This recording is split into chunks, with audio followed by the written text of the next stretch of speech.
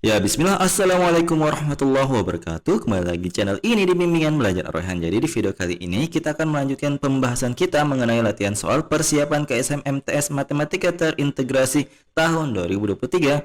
Nah, di video bagian ketiga ini kita akan melanjutkan latihan soal kita dari nomor yang ke-7. Tapi sebelum itu, bagi adik-adik yang belum subscribe channel ini, subscribe dulu sekarang sebagai dukungan kalian untuk channel ini agar lebih baik ke depannya. Kalau misalkan sudah di-subscribe, like dulu, kemudian komen, dan simak pembahasan pada video kali ini. Oke, kita mulai pembahasan dari nomor yang ke-7.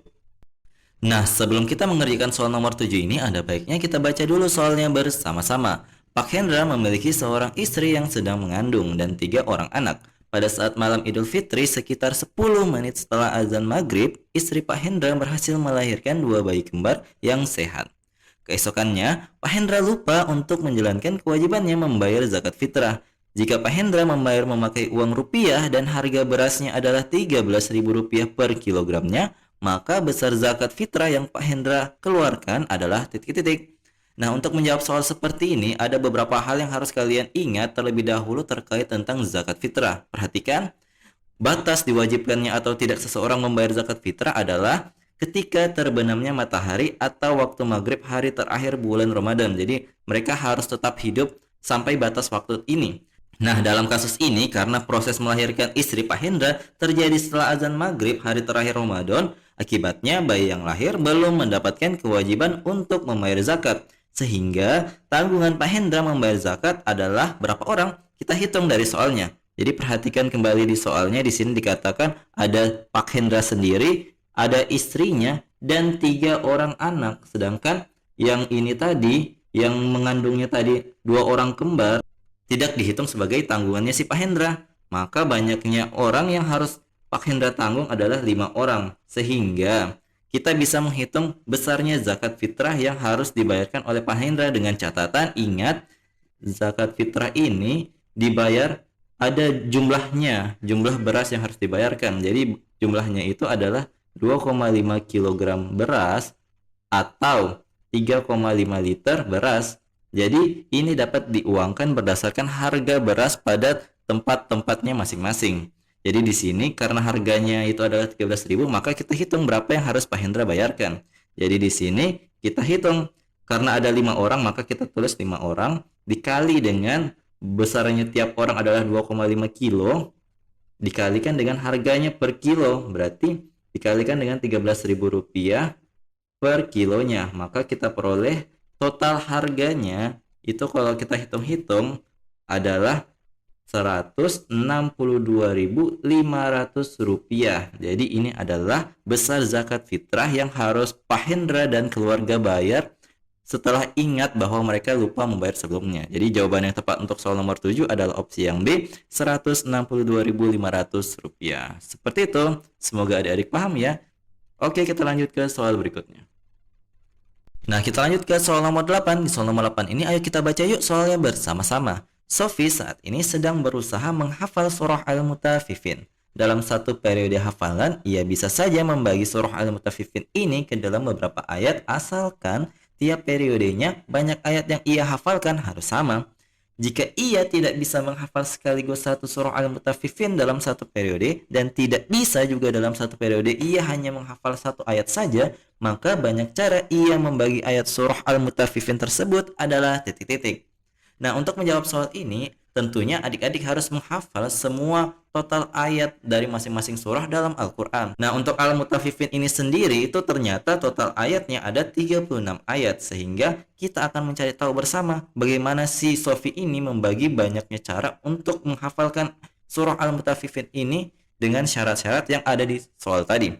Nah, di sini ternyata banyak cara Sofi bisa membagi ayat surah Al-Mutaffifin tanpa memperhatikan syarat tadi itu sama dengan banyaknya faktor positif dari 36.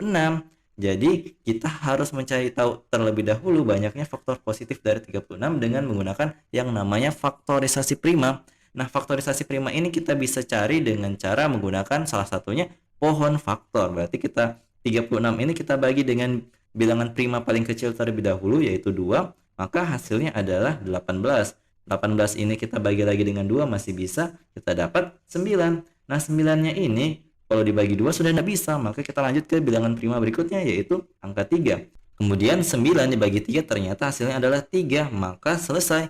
Sehingga faktorisasi prima dari 36 itu adalah 2-nya itu pangkat 2 karena 2-nya ada 2 dikali dengan 3-nya itu berpangkat 2 karena di sini memang faktor 3-nya itu ada 2 kali. Nah, untuk menentukan banyak faktor positif dari 36, kita perhatikan masing-masing faktor dari faktorisasi prima ini. Kan ada angka 2 dan angka 3. Pangkatnya itu kalian jumlahkan dengan 1 masing-masing, kemudian dikalikan, itu adalah banyak faktor positif dari 36. Nah, karena di sini 2-nya berpangkat 2, maka 2-nya yang pertama kita tambah dengan 1. Lanjut di pangkatnya 3, itu kan pangkat 2, maka 2 yang berikutnya itu ditambah 1 lagi, kemudian kita kalikan kedua hasilnya ini, yaitu 3 dikalikan 3, maka totalnya adalah 9 faktor positif dari 36. Nah, ini adalah sebenarnya total syarat dari cara Sofi membaginya, tapi tadi di soalnya ada 2 syarat yang mereka harus hapuskan dari kemungkinan-kemungkinan ini.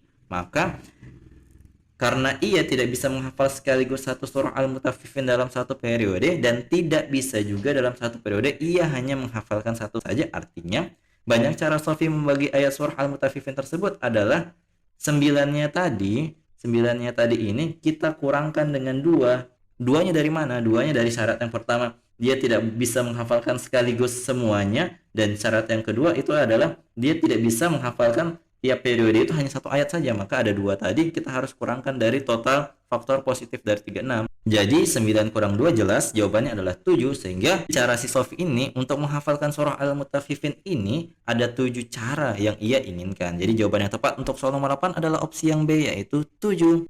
Jadi kalau misalkan ada yang ingin ditanyakan terkait soal nomor 8 ini, jangan malu-malu untuk komentar di bawah ya. Oke, kita lanjut ke soal berikutnya.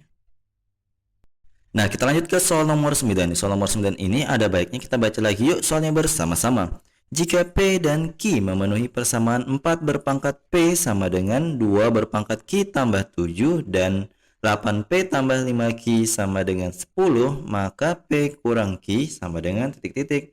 Nah, untuk menyelesaikan soal ini kita tulis dulu terlebih dahulu apa yang diketahui, yaitu 4 berpangkat P itu sama dengan 2 berpangkat Q tambah 7 dan juga 8P ditambah 5Q ini sama dengan 10.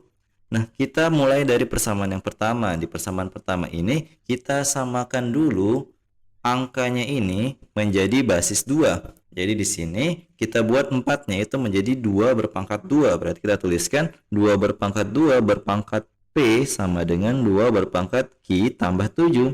Ingat, sifat bilangan berpangkat A berpangkat M dipangkatkan lagi dengan N, maka pangkatnya itu dikalikan. Berarti kita tuliskan A berpangkat M kali N.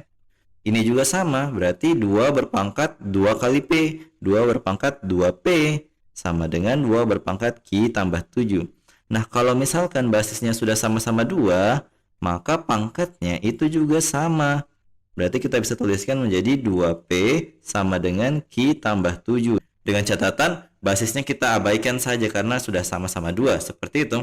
Berarti kalau sudah ada persamaan ini, kita tinggal manipulasi saja supaya Q-nya berada di sebelah kirinya sama dengan. Berarti 2P kurang Q sama dengan positif 7. Ini ada persamaan baru, persamaan 3, sedangkan ini persamaan 2. Kalau sudah ada model persamaan linear dua variabel seperti ini, sudah gampang untuk menyelesaikannya. Kita tinggal mengeliminasi salah satu variabel dengan cara substitusi dan eliminasi. Nah, di sini kita tuliskan dulu persamaan 3-nya, 2P kurang Q sama dengan 7. Ini adalah persamaan 3. Pertama, kita lihat di sini yang mana yang lebih mudah untuk kita eliminasi. Ternyata yang lebih mudah kita eliminasi adalah yang P-nya. Dengan cara yang di atas kali 1, yang di bawah dikalikan dengan 4. Sehingga persamaan barunya seperti ini. Jadi di sini 8P tambah 5Q sama dengan 10 tetap. Sedangkan yang di bagian bawah itu berubah menjadi 8P kurang 4Q sama dengan 28. Ini kita kurangkan. Kenapa kita kurangkan? Karena lihat di sini sama-sama positif 8. Seperti itu. Makanya kita gunakan operasi pengurangan. Kita kurangkan teh, berarti 8P-nya habis. Yang tersisa itu adalah yang Q-nya.